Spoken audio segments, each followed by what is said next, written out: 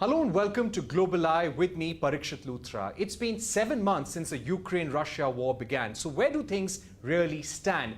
Ukraine has recaptured territory which was under Russian control in both southern and eastern Ukraine. President Putin refuses to relent. He's stepping up the military offensive. In the meanwhile, President Biden has warned about the risk of a nuclear Armageddon for the first time since the Cold War.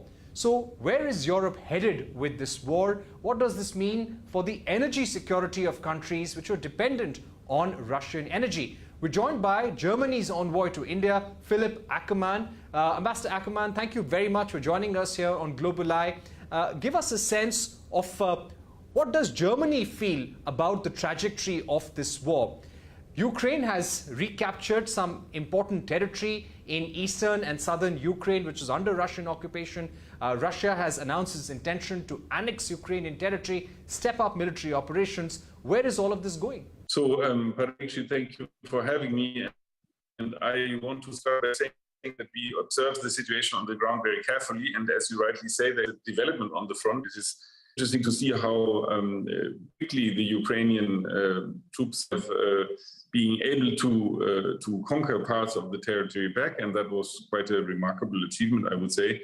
At the same time, we see continued attacks on Zaporizhzhia, on the nuclear power plant and the surroundings, and therefore, I think one should not be too quick in drawing conclusions. It is a very difficult situation, and this conflict is not going to stop soon. It will be with us for a long time, I'm afraid.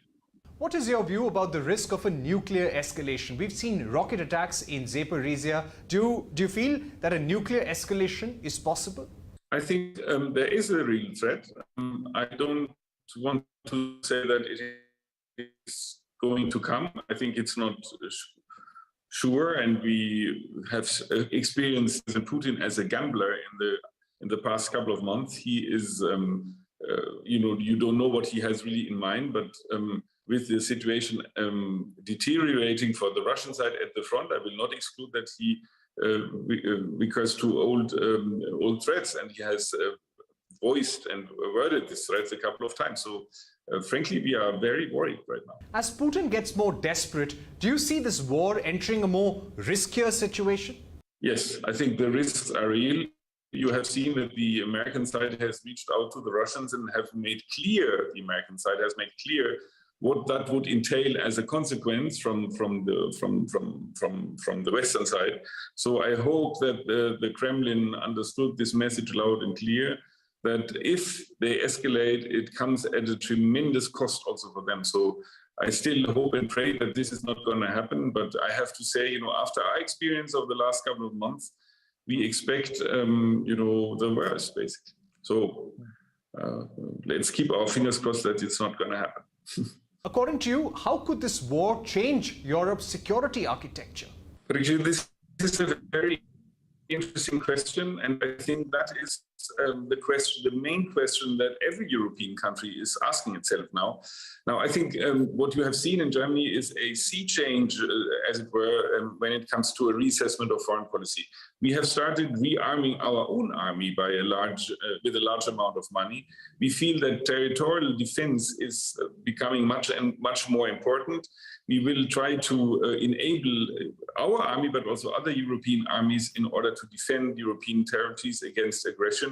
And therefore, I think you'll see a more robust approach in Europe militarily when it comes to defending its borders than we had before. Frankly, we were under the illusion that war in Europe was not an option anymore. And basically, we were very surprised that this illusion was false, was a wrong illusion. So therefore, we have to rearrange our thinking. We have to beef up our armies, and that's done together with our European allies and friends. Also give us a sense of how Germany is looking to step up military support to Ukraine. So as my government has said, we will support Ukraine as long as it is necessary. Germany is one of the top 3 contributors to Ukraine. We have civilian and humanitarian aid delivered, but also we have a lot of weaponry and ammunition delivered, including, vehicles, small tanks, howitzers, and machine guns, and so forth. So our commitment to Ukraine is very, very steady and will continue as long as is necessary. It will go hand in hand with the support of our allies, America, but also European allies, and we will shape. But you can count. Ukraine can count on Germany in this context. And asking you about a medium and long-term view of how Germany is looking to secure its economic needs and energy needs as a result of this war.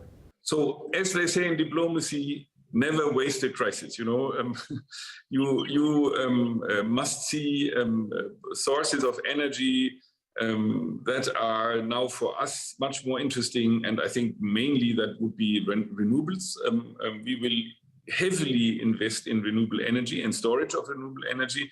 We will very, very substantially invest in hydrogen, in green hydrogen.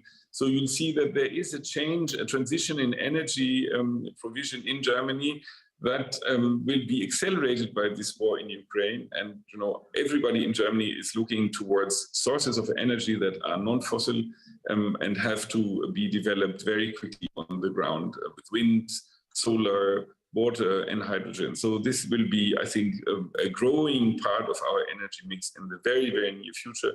And maybe this is basically one good thing out of this whole catastrophe, that we are accelerating our transition to non-fossil and renewable energy.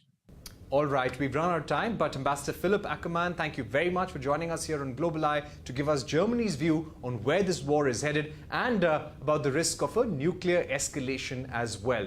On that note, we take a short break here on Global Eye. When we return, we get you an exclusive conversation with Hans Timmer, the World Bank chief economist for South Asia, on the latest World Bank outlook for India and South Asia. Don't go anywhere. That exclusive conversation coming up.